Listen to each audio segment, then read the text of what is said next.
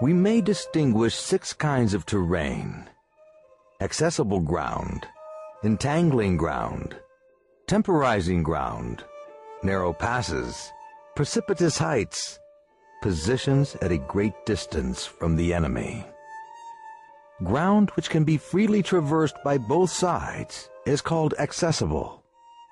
With regard to ground of this nature, be before the enemy in occupying the raised and sunny spots, and carefully guard your line of supplies. Then you will be able to fight with advantage. Ground which can be abandoned but is hard to reoccupy is called entangling. From a position of this sort, if the enemy is unprepared, you may sally forth and defeat him.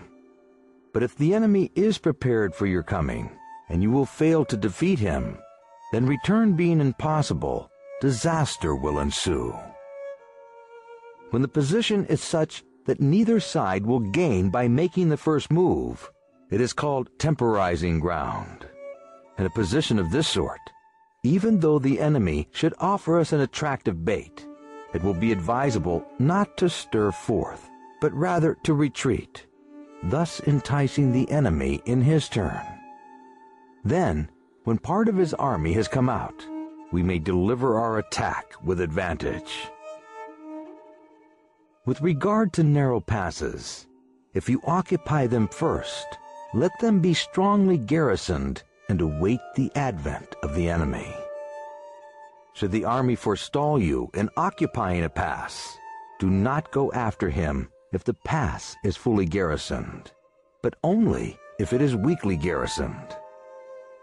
With regard to precipitous heights, if you are beforehand with your adversary, you should occupy the raised and sunny spots, and there wait for him to come up. If the enemy has occupied them before you, do not follow him, but retreat and try to entice him away.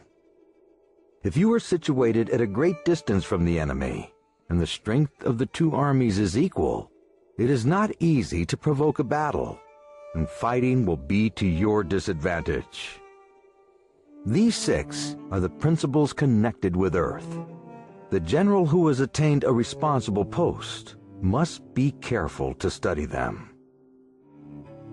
Now, an army is exposed to 6 several calamities, not arising from natural causes, but from the faults for which the general is responsible. These are flight, insubordination, collapse, ruin, disorganization, and rout.